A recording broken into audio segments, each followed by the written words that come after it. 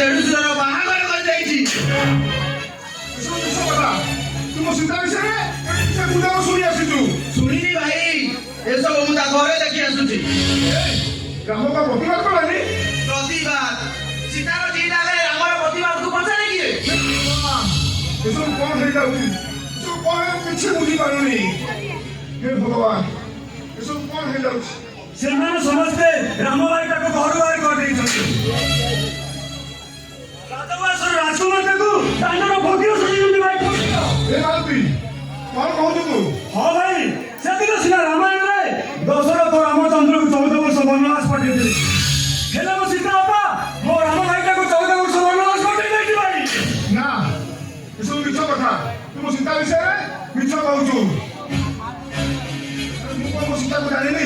ତାର ମନର ଅବସ୍ଥା କଣ, ତା ଇଏ ଅବସ୍ଥା କଣ? ରାମ ଭାଇ, ଆମ ସୀତା ବାପା ତମେ ଫେରେଇ ଆଣିବା। ସୀତା ବାପା ଗଲା ଦିନୁ ମତେ କେହି କଣ୍ଟେଇ କରି ତୋଳି ଦେଇନାହାନ୍ତି। ସୀତା ବାପା ଆସିଲେ ତା ହାତରେ ମତେ କଣ୍ଟେଇ କରି ତୋଳିଦେବ ଭାଇ। ଆରେ କାହିଁକି କାହିଁକି ତା ପ୍ରତି ମୋହ ରଖିଛୁ? ସମସ୍ତେ ଛାଡ଼ି ଚାଲିଯିବାକୁ ବସିଛି, କାହିଁକି ତା ପ୍ରତି ମୋହ ରଖିଛୁ? ଭାଇ ନାଇଁ, ରାମ ଠାରୁ ସୀତାକୁ କେହି ଅଲଗା କରିପାରିବେନି। ରାମ ଉନ୍ନତ ସଂସାର କରିବେନି ଭାଇ।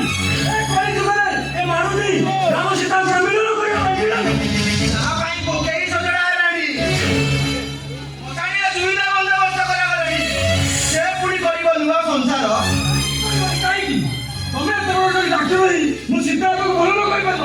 ତମ ଡାକ୍ତରୀ ପାଠ କିଛି ମୂଲ୍ୟ ନାହିଁ। ଆରେ ଏ ପାଗଳା, ମୁଁ ଖାଲି ଡାକ୍ତର, ରୋଗୀ ଭଲ କରିବା ମୋ କାମ।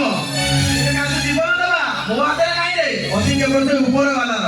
ମୁଁ ଯିବି ରଘୁନାଥ ମନ୍ଦିରରେ ମୁଣ୍ଡ ପିଟି ପିଟି